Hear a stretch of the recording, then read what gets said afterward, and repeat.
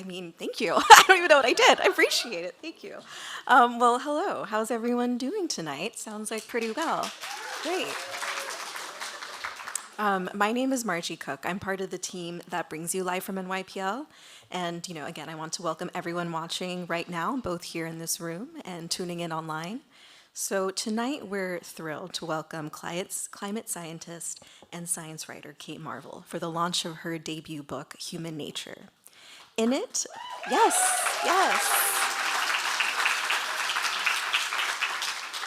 I think you guys are the best crowd we've had so far. So in this book, Kate explores 9 emotions: wonder, anger, guilt, fear, grief, surprise, pride, hope, and finally, love, as a way to better understand the science, history, and future of our planet. So this evening, we'll move through a selection of those emotions together. We will begin with Kate, who will speak to the wonder of science and our relationship to it. From there, we move to anger with Lauren Kurtz, Executive Director of the Climate Science Legal Defense Fund, who will address recent attacks on science and highlight the crucial work that CSLDF is doing in response. And then after, we turn to hope, and we're honored to welcome the acclaimed poet, Monica Youn, who will read one of her own poems and share a couple of others, including one from Ada Limon, Instructions on Not Giving Up. And to close the evening, Kate will be joined by David Wallace-Wells, columnist and staff writer at the New York Times, for a conversation that weaves together the themes explored tonight. So you can find their full bios in your printed programs or on the event listing on our website. And I can tell you guys want to clap again, so if you want to clap, please do.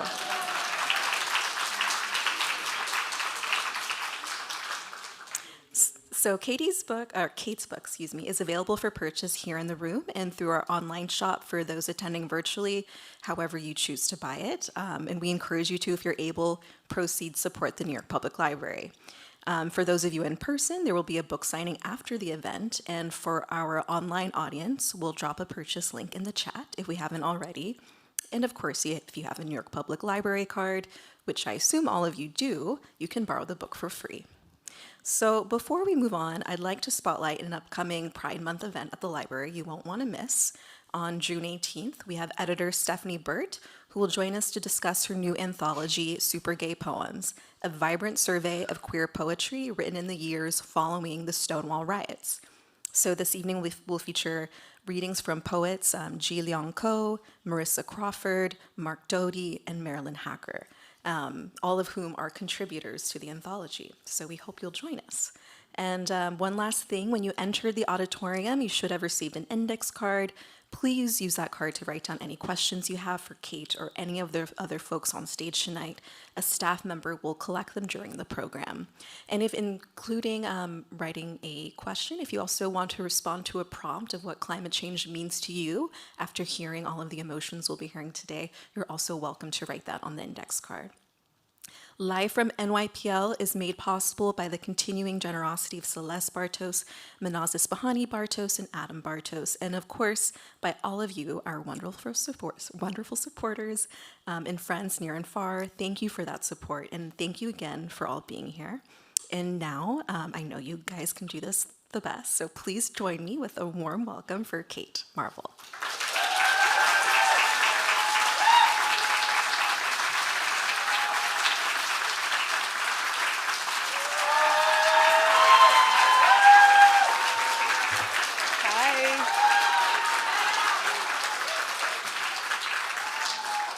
Hi, everyone. I'm Kate Marvel. I wrote a book. This is a dream come true for me, to be in the library reading a book. So I might cry. Fair warning. I'm very sorry in advance. I am an author now. I am also a climate scientist. I work for an unnamed government space agency, which does not approve of anything I say. So I think it's really important to stress that tonight I am speaking purely in my personal capacity. But I am a climate scientist. That's what I do all day. That's what I think about. But I didn't start out my career wanting to be a climate scientist. I started out my career not able to advance slide decks. No, I started out my career as an astrophysicist. And in particular, I was a cosmologist. And cosmology means literally the study of everything in the entire universe. So no pressure. And I don't regret that decision because I learned so much about our amazing, gorgeous, vast, beautiful universe. I learned that astronomers have found thousands of other worlds, thousands of planets orbiting other stars, and we can think about what they might look like. I learned so much about the planets in our own solar system, including, sorry NASA, Pluto, still a planet, want to get that on record. But from that very technical, professional perspective, I think one thing is incredibly clear, which is that all of these other planets, every single one in the solar system, every single one outside the solar system, is garbage. None of these planets are any good whatsoever. The only good planet that we know of is this one right here. This is a picture, the famous pale blue dot, taken by the Voyager spacecraft, one last look toward home from 3.5 billion miles away as it exited the solar system. And this is hands down the best planet. All these billionaires say that they're gonna move to Mars. They will not even move to New Jersey. These billionaires, this is the only good planet that we have. And I feel so incredibly privileged and lucky and fortunate to be able to make my career studying this wonderful, wonderful planet that we have.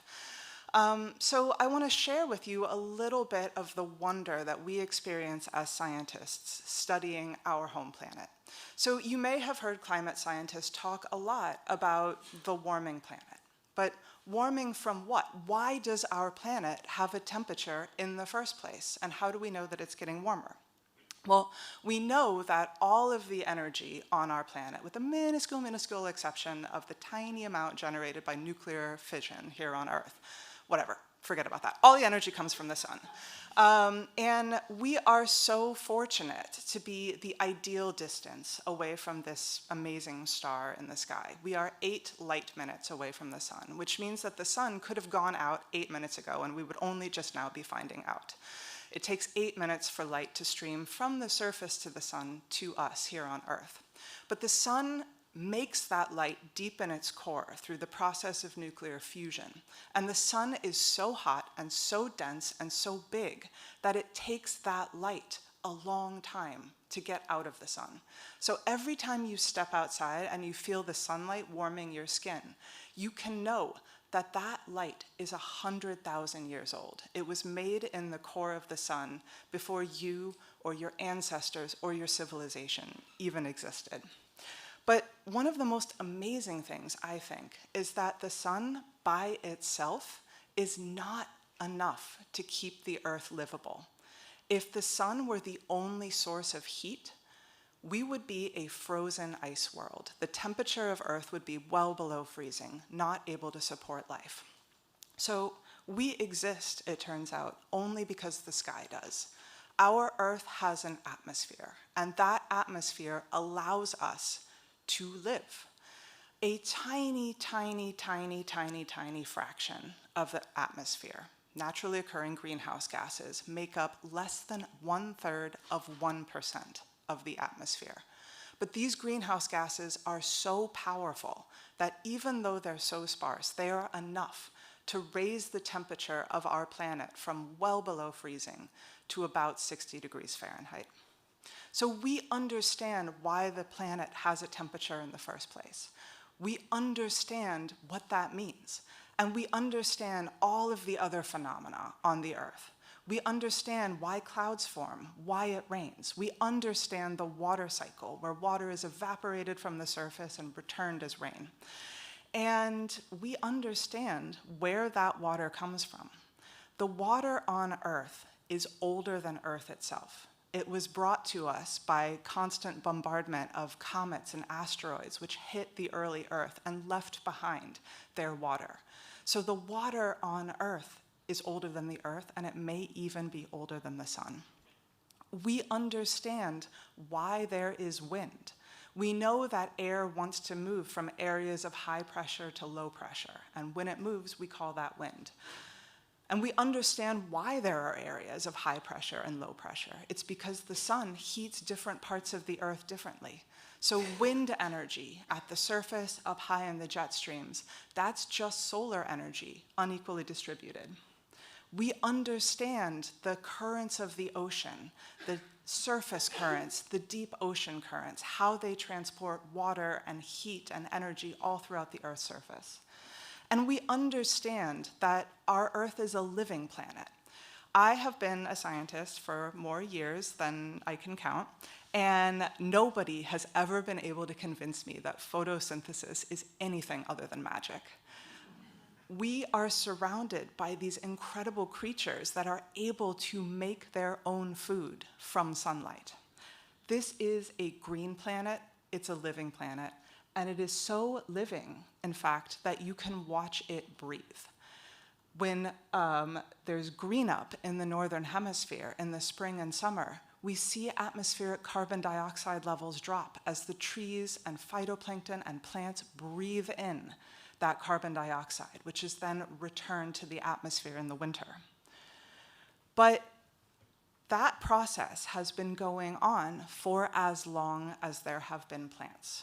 Millions of years ago, plants captured that sunlight energy. Animals ate the plants, and everybody died in the end with the remnants of their last meals in their stomachs.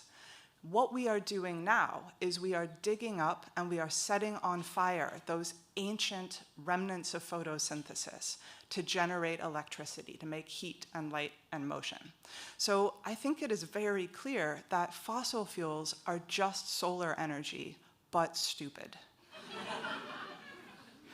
And as a result, because burning fossil fuels releases that buried carbon dioxide back into the atmosphere, we are seeing carbon dioxide levels unprecedented in at least 800,000 years.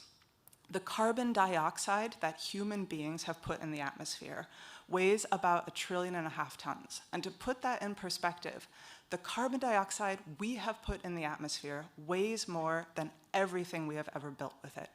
It weighs more than all of the infrastructure on Earth put together. It weighs more than all of the living things on Earth put together. And we know the consequences of this. We can see the global average temperature, starting around the Industrial Revolution, start to increase and increase and increase. It's going to start increasing pretty soon. We're only in the 30s here. We can see it start to spiral and start to spiral out of control. And we understand why this is happening. We understand why the Earth has a temperature in the first place. And that same physics, that same scientific understanding tells us why that temperature is changing.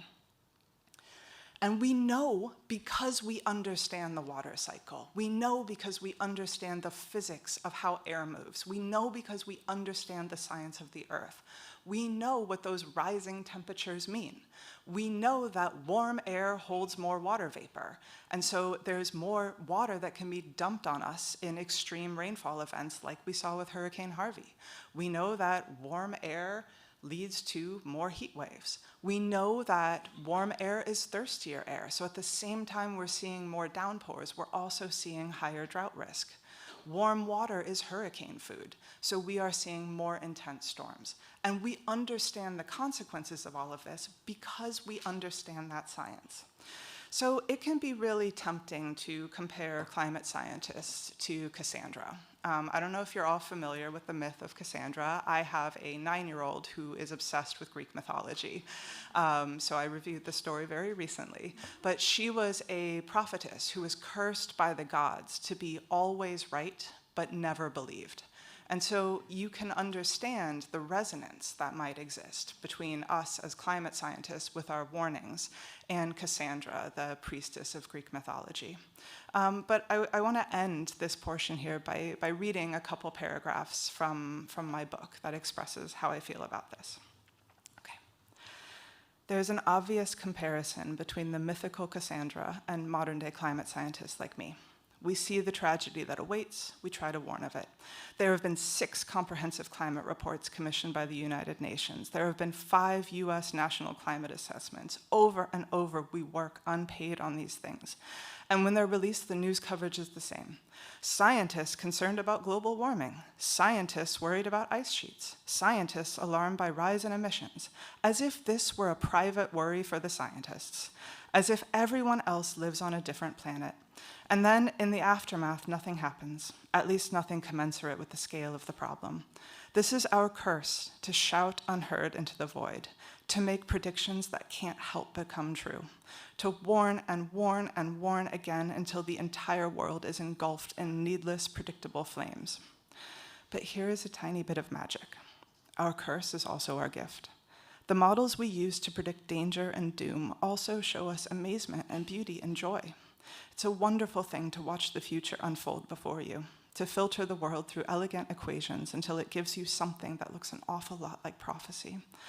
But to understand the future of the planet, you must understand its present, the hot tropics and freezing poles, the climb of wet air over a damp mountainside, the gentle breeze blowing in from the sea on a hot day.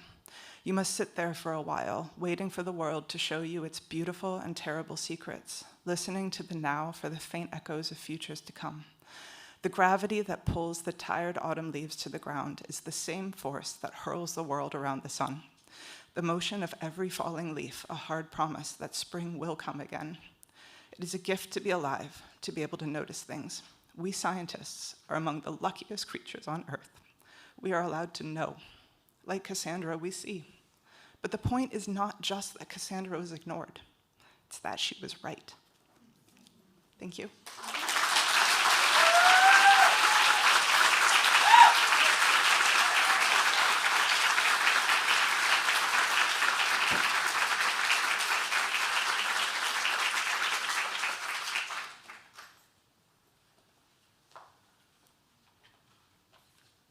A tough act to follow, but I've been asked to speak about anger, so I think I have some material to work with.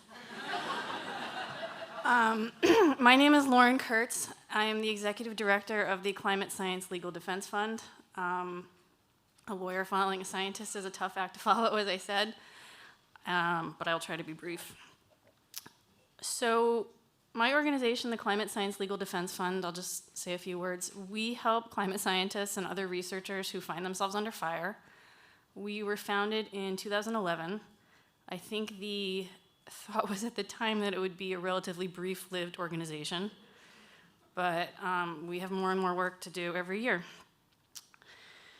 So, just to provide some anchoring for this conversation about anger, there's a lot to be angry about, 638 reasons by one count. This is from our Silencing Science tracker, which we run with the Sabin Center for Climate Change Law. We're actually a bit behind in updating. It's closer to 650 right now, but we have been tracking the actions by the federal and state governments. We started in 2016, so we've gone through the first Trump administration, then the Biden administration, now the second Trump administration. No administration is perfect, but there certainly is a lot happening now that I think is cause to be angry, especially if you are a person who cares about science and research. We have particularly seen a lot of attempts to just defund the research. That was not so much of an issue in the first Trump administration. We've also seen a lot of attempts to censor scientists and just, prevent the research from being done or being communicated about. Which, I don't know, maybe there's a Cassandra analogy to make there, but it's pretty frustrating, obviously. It's not a Trump administration issue, though. In 2024, we had 64 researchers come to us. By comparison, in 2012, which was our first full year of existence, I think we had about 13. So more and more folks every year come to us because they're experiencing some level of legal issues in their work. So we have mostly climate, but also some other environmental researchers come to us, and they're dealing with things like lawsuits designed to silence them, or these days we're dealing with government scientists who are being threatened with termination or being actually terminated.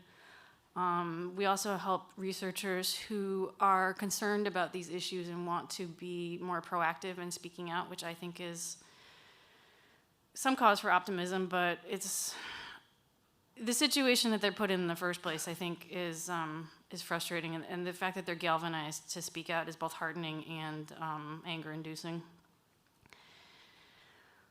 Just to give a little more context into our work, the ways in which scientists have gotten targeted in our viewpoint, some of it is ways to just tell the researchers what they're doing is not correct or right. There's also other ways in which there's an acknowledgement that the science is true, but other efforts to stop their research or the communication about their research. I think what's really notable, though, is that the researchers who we see who come to us most often are the folks who are very public about what's happening. They are the most likely to experience something. So it's a tough world to be a scientist, especially if you are someone who deeply cares about the research and the world we live in. It's putting a bit of a target on your back. In response, we at CSLDF, we put out some resources. If you are a scientist in this audience, you can call us. Other folks who are interested in our work, if you perhaps would like to donate or just generally get up to speed on what we do, our URL is at the bottom. We also send out a newsletter, and we encourage folks to just, understand what's happening. I think there's obviously a total deluge in information, but the anger you're feeling, I think, is at least, it's supported by the facts. And with that, I'll put up my contact information. Like I said, I don't want to keep my semi-technical talk too long, but yeah, there are reasons to feel angry. Thank you.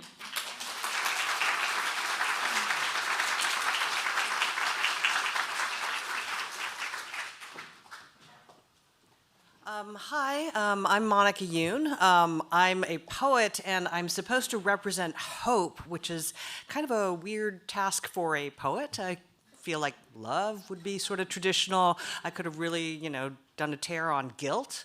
But anyways, I thought about it, and I thought, well, I can think about hope the same way I think about love, which is it doesn't really work if you think about it as a passive state, but there's some hope for it if you think about it as an action. And so I thought I would start with one of my favorite, or one of my poetry heroes. This is Adrienne Rich, the poet and activist, writing in 1957 a poem called A Mark of Resistance. Stone by stone, I pile this cairn of my intention with the noon's weight on my back, exposed and vulnerable, across the slanting fields which I love but cannot save from floods that are to come, can only fasten down with this work of my hands, these painfully assembled stones in the shape of nothing that has ever existed before. A pile of stones, an assertion that this piece of country matters for large and simple reasons. A mark of resistance, a sign. I thought I would write this poem. This poem was written in a different context. It was actually written when my mother, who was about to turn 70, was was left by my father, and she felt like the whole center of her world was falling apart, and she was talking about killing herself. Luckily, they got back together, but it caused me to really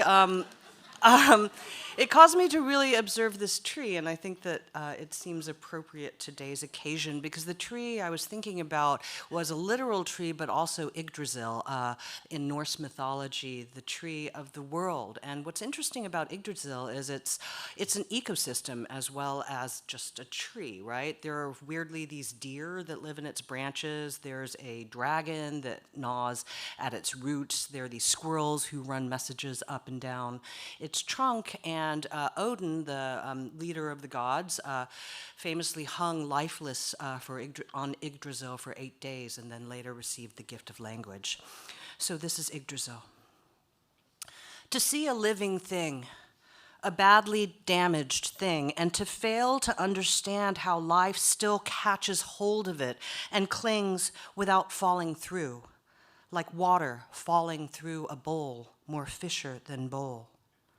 Just as a bowl must be waterproof, a body must be life-proof, we assume, as if a life were bound by laws of gravity, always seeking a downward escape.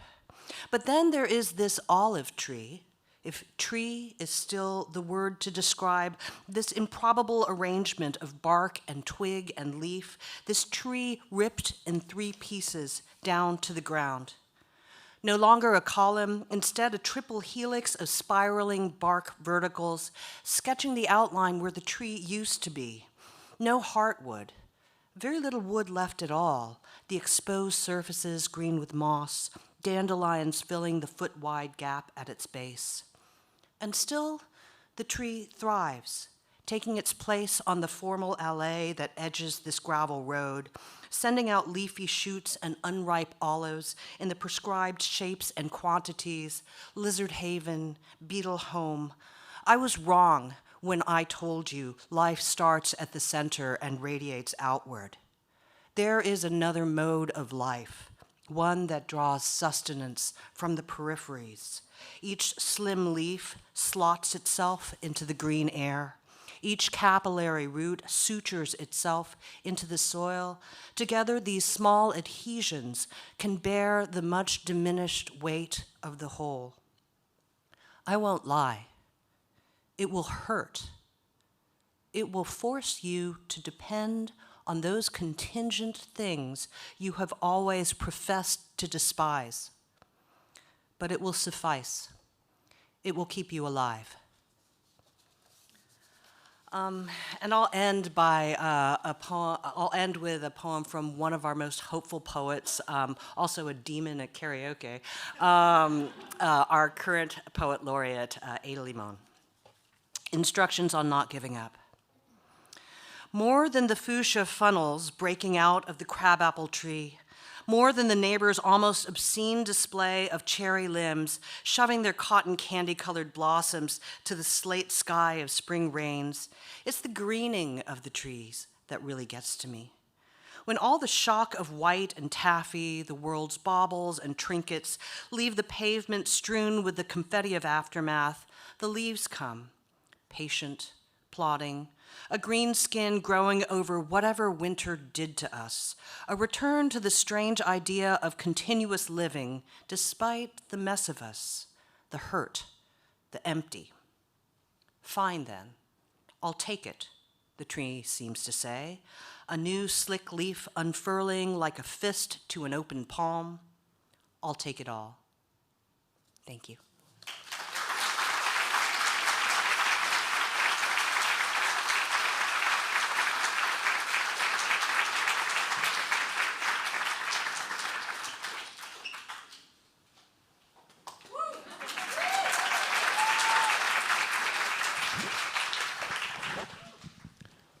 Thank you. Thank you.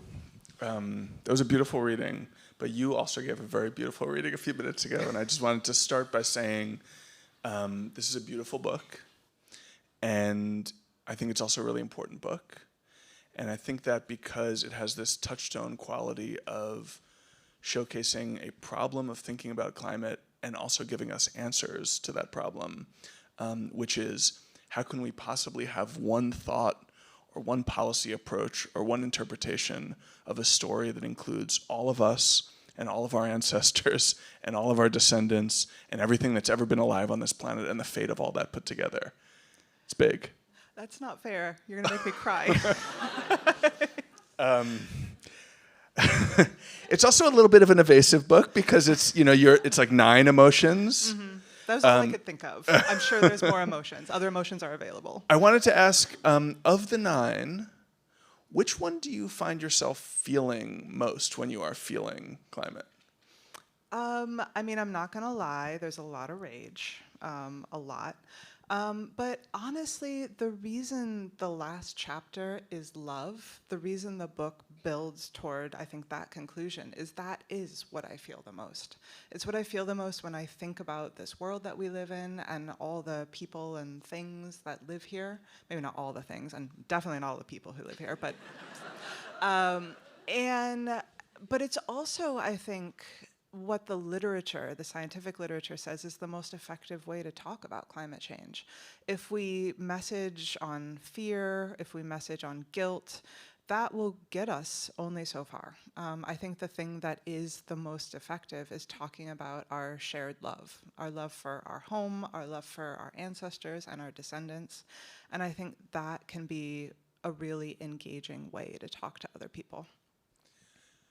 I think that's a beautiful answer. I wanted to ask about 2 of the things you mentioned in there as like not the best path forward, which are fear and guilt. I may be too exposed to this kind of discourse, but I often find myself wondering if we obsess too much about efficacy and communication, people like you and me who spend a lot of time worrying about these issues and worrying about how we might affect more change, and don't spend enough time with like the first order stuff of just like, what does it make you feel, not fighting that off, but like listening to what those feelings tell us. How do you advise people when they ask you about their own fear? Well, let's do fear first. Like, I read that report in the newspaper or whatever. I'm scared. Like, how do you talk to them about it? I think, the first thing is you don't shut that down, right? You don't say, oh, everything's going to be okay. We don't need to do anything. Climate change is fine. And it's not fine. We've ruled out fine. So I think acknowledging that fear is an appropriate emotion to feel. But fear is not the only emotion that we should feel, or we could feel. And I think it's important to acknowledge the whole spectrum of things, because as you said, this is something that affects literally the entire planet. How could you possibly shove all of that feeling into one particular emotion? And that was actually one of the motivations for writing the book, is I saw a lot of communication that was like, you should be afraid. And yes, you should be afraid. You should feel guilty. You should be sad. But you shouldn't just be one of those things, because I think that is denying our fundamental humanity in our response to this. And tell me a little bit how you see, I don't want to spend too much time on the negative stuff, but how you see the guilt question. It's one of the things that I think more and more about is the way some people are responsible for more of this problem, others are facing more of its effects, and yet, especially in the U.S., and really I would say all across the rich world, almost everyone has this almost like political strategy resistance to talking about these issues because they think that it's going to turn people off and alienate them. But it is like one of the core truths of this whole system is that there are some costs being imposed on certain people by other people. How do you think about those dynamics? I mean, I certainly feel guilty a lot of the time. But in the book, the chapter on guilt I focus on attribution science. I focus on how do we know that it's actually human beings who are causing this, and it's not volcanoes or the sun or natural variability. And because we are really sure that it's humans who caused it. I think guilt is an appropriate emotion to feel, but I don't think that feeling guilty is going to remove a single molecule of carbon dioxide from the atmosphere. climate change is caused by greenhouse gases. Climate change is not caused by people enjoying themselves necessarily.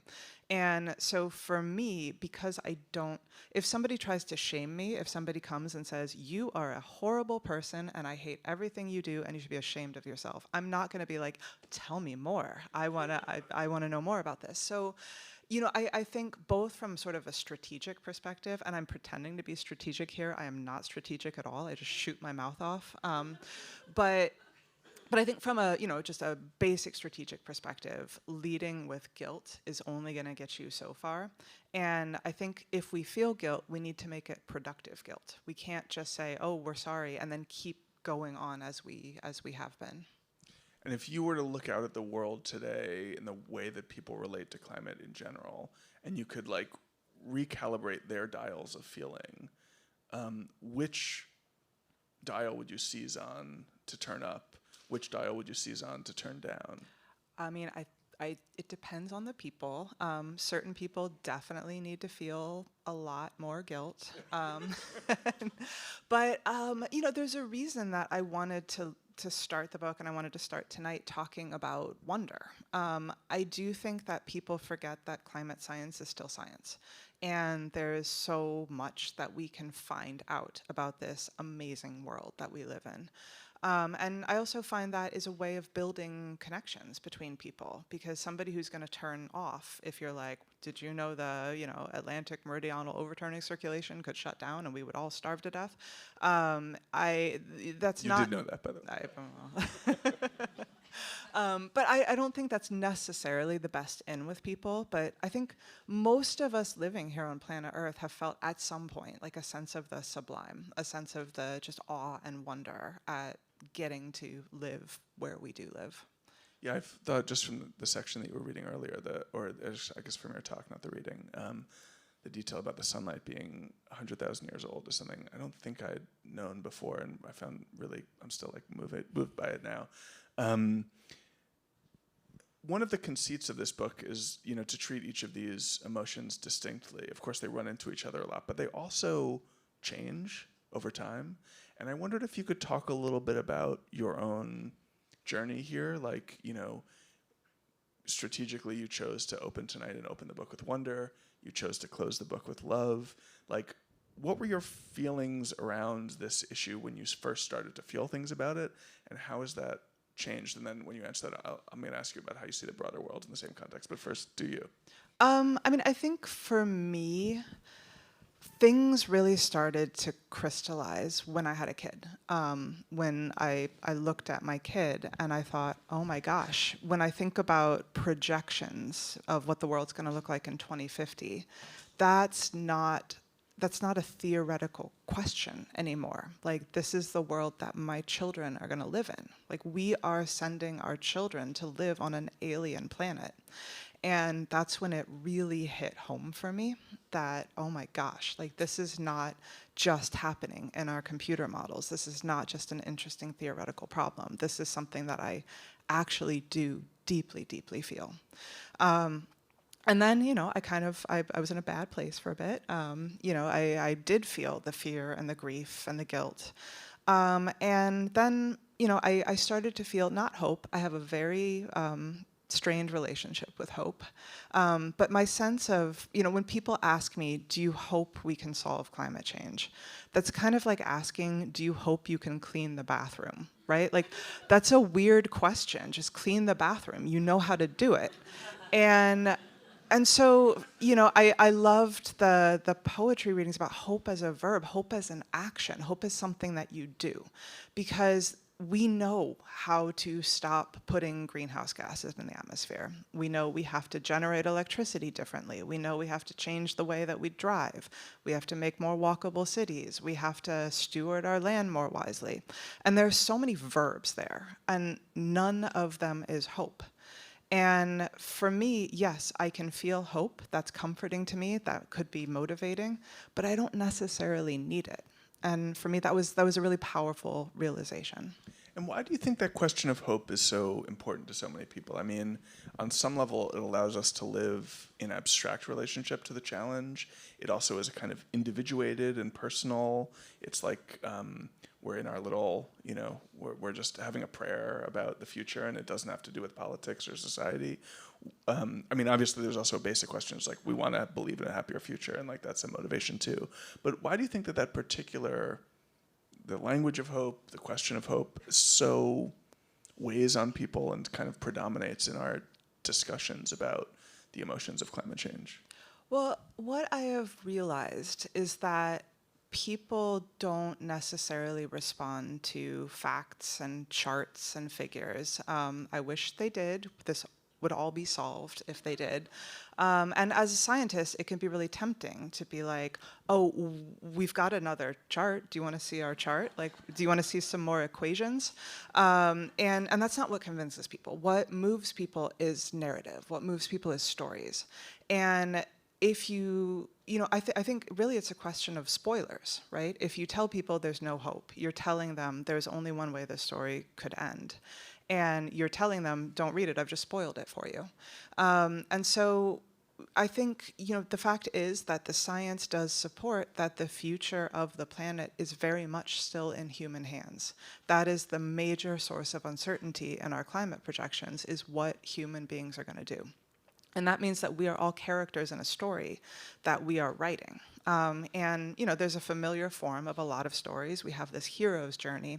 But no story that is worth reading starts out with the hero being confronted with the journey, and the hero's like, that sounds hard.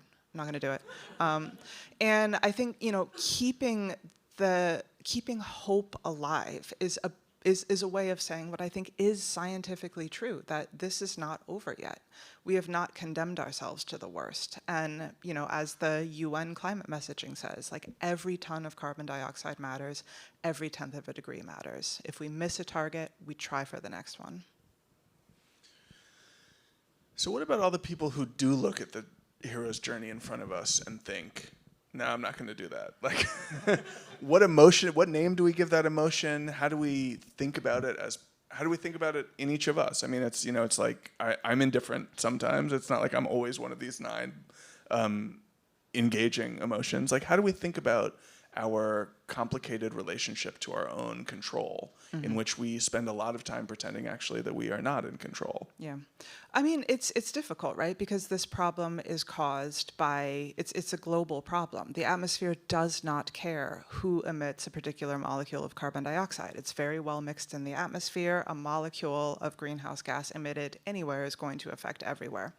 And so it is a collective problem. I do get kind of frustrated with this dichotomy of, well, should you as an individual change everything about your life and make sure that your carbon footprint is 0? Well, the atmosphere does not care that you are a good person. Like, I'm sorry.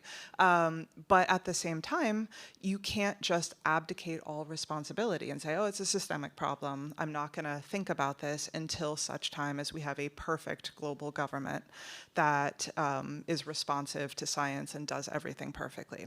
So I think you really do have to navigate that. But for me, that is actually also a source of hope, because it means that this problem is so big and so overwhelming, but it also means that there is so much space for solutions, right? We need climate scientists on board, but we also need poets, we need lawyers, we need policymakers, we need anybody who works in any job. Like, is your job on planet Earth? Congratulations, you have a climate job. And I think that can be really powerful, to flip the script between, oh, I don't know how to navigate between individual action and collective action. It can be, well, it's both, and none of us are atomized individuals. We are all parts of communities, and there's something that all of us can do. And I'm curious to ask you some version of a question like, how would you have answered that question differently 10 years ago or 5 years ago? Because you've worked in this material and on this landscape and thought and felt a lot about it for longer than I have. But even in the time that I've been thinking and writing about climate, which is something like 8 years now, 9 years now, it feels like we've been on such a roller coaster. And there was a period of time when there was a lot of alarm, but also there was a lot changing in the right direction, in terms of public awareness and policy. And You had huge protest movements, but you also had like all the world's most powerful people talking about climate change as an existential threat. And then, we hit the pandemic. We went into a different kind of a phase. There's still a lot of decarbonization going on, but climate change as a narrative, as an emotional set, feels to me like it's retreated a little bit. And you start to see many of the most powerful people in the world deprioritizing climate action. That's not to say that like all is lost or we're doomed to, a desperate burned over Earth. But it does mean that some of the more, I think, positive trajectories that we might have thought we were on a few years ago seem a little harder to credit. And that something would have to change to get us back in a place where we really do see everyone's job is in part a climate job. I think there was like 5 years ago, you could have said, you say that and it's like, not only is it true, which it is, but like a lot of people would have felt that it was true. And now I worry that though it is still true, fewer people, maybe not in this audience, but in the broader public would think that it was true. How do you see like this story of climate passing through our culture over the last decade or two? Yeah, it's not a great time to be releasing a climate book. But climate change has a way of making itself felt. You can forget about it for a little bit, and then there is an record-shattering heat wave. There's an unprecedented flood. The seas will continue to rise. So there is always a news hook to talk about climate change, unfortunately. The way I see it is that we're in a place right now where the problems are getting worse, but the solutions are getting better. We have access to technologies now that even 10 years ago we didn't have. Right now, the cheapest way in human history of generating electricity is solar. That wasn't true 10 or 15 years ago. Solar was kind of seen as a niche boutique thing that you could have as a treat, and not, the primary source of electricity generation in the world, which it's poised to become. So, I don't know. I think we haven't tried all of the ways of talking about climate change yet. I know that the old story hasn't been working. When I started my career, the only story that was told about climate change was, well, all these scientists think climate change is happening, but this one guy doesn't, so let's get them to fight. And that was a boring story. I didn't like that story. And then for a while, the story was, we're all doomed. And I also did not like that story on many levels. And then the story was, well, we're making huge progress. And now I don't think that's the story anymore. I don't know what the story is. But that's also a space of possibility, that we can create a better story. We can think about the world that we might want. And instead of thinking about all the things that we don't want, we can actually imagine, like, what would the world look like if we actually got what we wanted. I'm going to ask some questions from the audience in a minute or two. So if you haven't turned in your cards, please do. But on that last point, I mean, when we talk about, you mentioned a few times like the language of solving climate change, and you just mentioned, kind of, if we got what we want, what does that world look like? How do we define success here? The Paris Accords asked us to try to keep global warming to close to 1.5 degrees and under 2 degrees. The first of those, I think, is long gone. The second target, very slim window to that future. It wasn't that long ago that's how we were trying to define success. We're in a different world. We're going to be dealing with warmer temperatures. But like, if we're thinking about this as something we have to do or achieve or some change that we have to bring about, what counts as victory there for you? Well, I think there's actually a very clear scientific definition of victory or fixing the problem, which is we stop putting greenhouse gases in the atmosphere. That is, we are pretty sure that when greenhouse gas emissions fall to zero, the world stops warming. There's no sort of pent-up warming in the system. That doesn't mean climate change stops, because the world is not yet done responding to the warming that we've already experienced. But I think that is a really clear scientific definition of this is what it looks like to win. We reach net zero. We stop putting greenhouse gases in the atmosphere.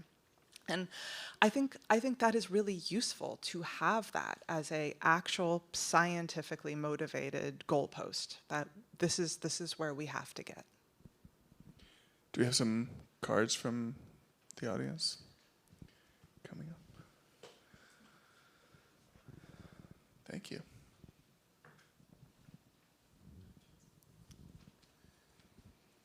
So I'm going to do a little review.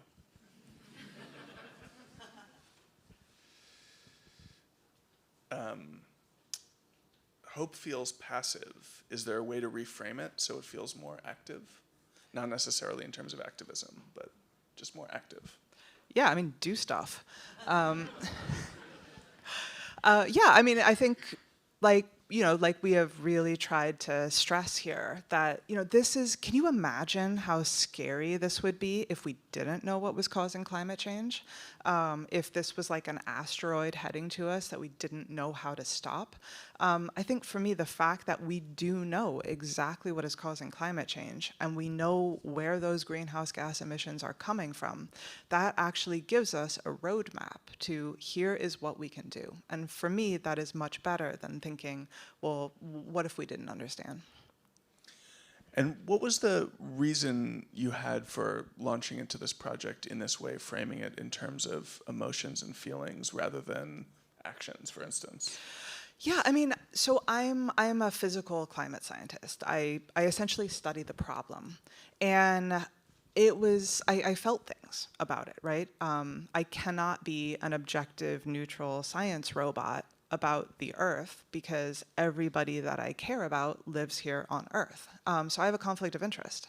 And that was very awkward for me, trying to sort of suppress those emotions because I wanted to be seen as scientifically credible.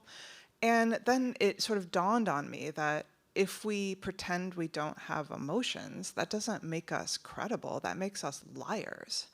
And so I wanted to be open about being a scientist, but also being a human being on planet Earth. There are other books that tell you, here are the nuts and bolts of climate solutions. That's not necessarily what I work on. I am a physical climate scientist. I work with climate models. I watch the Earth change in the climate models and in the space observations. And so that was the perspective that I was approaching this book from.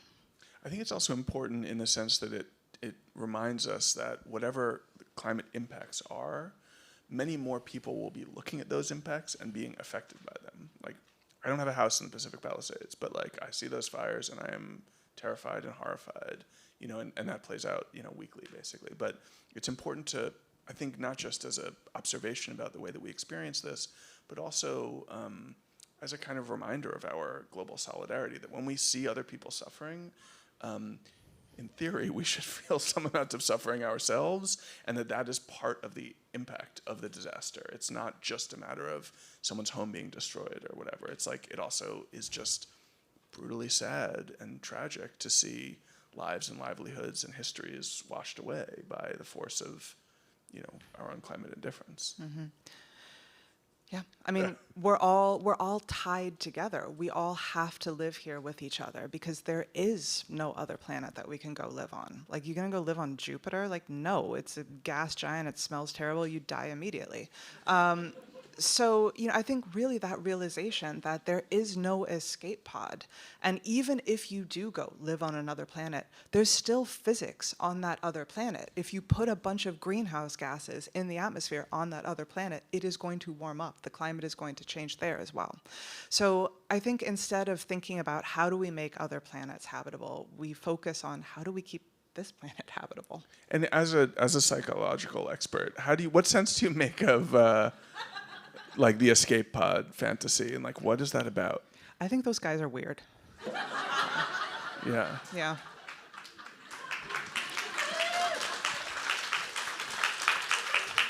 Are there any emotions that you didn't include but sort of wish you did or thought you might?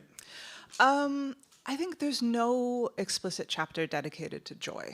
And I wanted joy to be interwoven throughout the entire book. I wanted the wonder chapter to express the joy of knowing things and finding things out. I wanted the joy to be kind of latent in the grief chapter, because in order to feel sad about something, you have to feel happy and grateful that it existed in the first place. And in love, I kind of wanted to bring out the joy of living on this incredibly interconnected, beautiful place. So I don't have a specific joy chapter.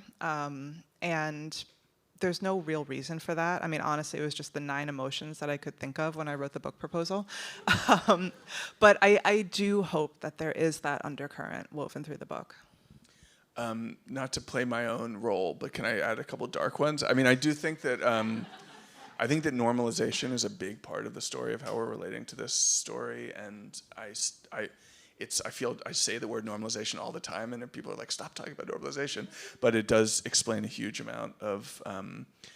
And the other one I mentioned earlier, indifference, I think is also really important, both of which connect to this next question. Can we figure out a way out of this mess without having to sit with some discomfort? And maybe more importantly, how do we tackle the aversion in our politics and our society to communicate and wrestle with difficult truths? Yeah. You said you were a cosmologist, right? Yeah. You know, on the politics side, pass. I don't know what's going on. But, you know, I do think we are going to have to sit with difficult things, both difficult emotions and actually physically difficult conditions, right? Like large swaths of the planet are on fire. We're seeing heat waves that, you know, in Phoenix last year, it was 90 degrees, over 90 degrees for how long? It's like 100+ straight days, Yeah, right? yeah. I mean, people were fainting and burning themselves on the pavement. That's how bad it was. And so I think we are going to have to get used to the physical discomfort, and we are going to have to get used to the moral discomfort of what has brought this about. You know, how do you get people to sit with those emotions? Like, I don't know, somebody in here has got to be a psychologist. I'm not one. But I think the first thing that was important for me is to actually sit with that, is to actually write and think about all of these different emotions together. And then maybe as a last question before we wrap up, and you'll be signing books out there, yeah. How has climate work changed how you relate to people in your personal life? I mean, we've talked a lot at a kind of broad political level, like how the world thinks, how, you know, and how you think as an individual. But how has it changed your interpersonal relationships and the way that you see those around you and your obligations to one another? It's definitely made me more fun at parties. Everybody wants to talk to the climate scientist. But no, it has made me think a lot about how to be an ancestor, how to leave a better world, or at least a livable world for my children, and everybody's children. I think, you know, if you have children, if you don't have children, you cannot avoid the moral responsibility of being an ancestor for the next generation. And that has, I felt that even more strongly as all these children have been in my life, not only my kids, but their friends. And I think, you know, that really has hit me very powerfully. Well, with that, please give a round of applause to brilliant Kate Marvel and her beautiful, beautiful book, Human Nature.